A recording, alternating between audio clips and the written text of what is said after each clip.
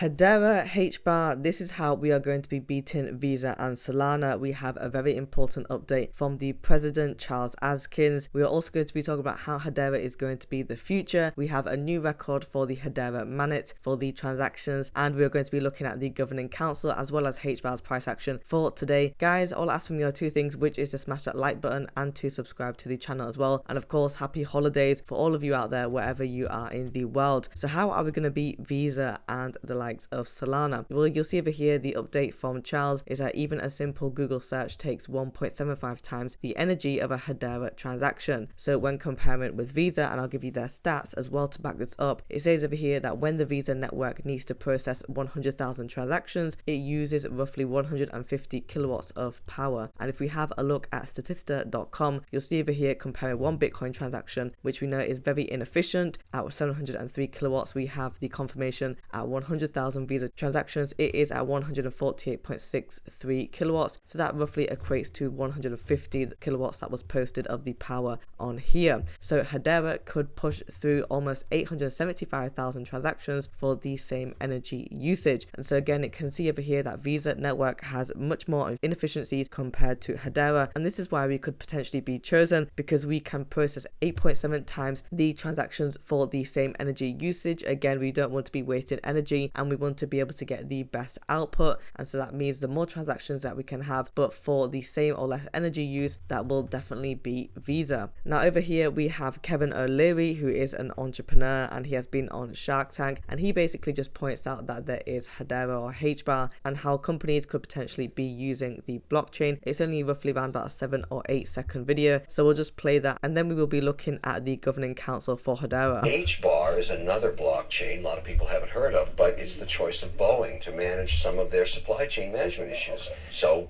why not own some of that?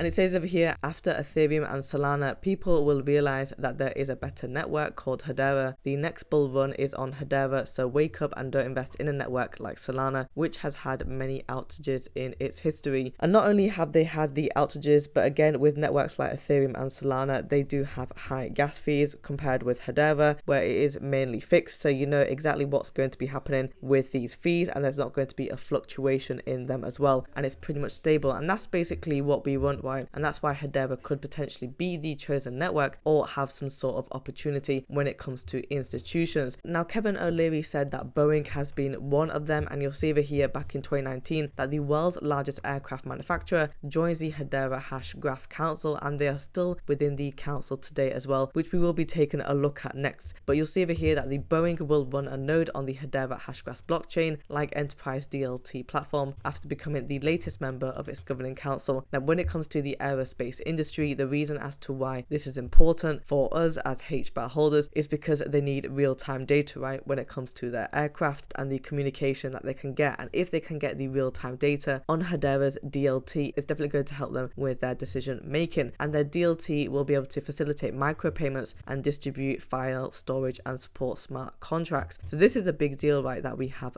Boeing coming in. And not only that, but we could potentially see more government contracts coming in as well. For the Hedera Governing Council, currently we have all of these seats. So Boeing is over here and they have been a member since 2019. But if we have a look at a few, we're not going to have a look at all of them, but you'll see quite a few of them have been on the Governing Council for a while. So Avery Dennison has been a member since 2020, Chainlink since 2021, we have DBS in 2021, and we have Denton's 2020. So we do have quite a few long-term ones, but we do have some new ones as well, like Dell, for example, since 2023, so this year. And we've also had Kofra in 2023. So you can see that it's pretty much filling up, right? And these are big organizations. Again, not only Dell, but Tata Communications, IBM, Google, EDF. You just couldn't make this up, right? Why would these institutions even be going on the Governing Council for Hedera if they didn't take them seriously, if they didn't think that there would be any sort of utility going in the future? It just makes sense that these institutions could potentially be adopting Hedera within the future. So before we have a look at the price action, just something to note, guys, is that on the Hedera mainnet, we have now achieved 36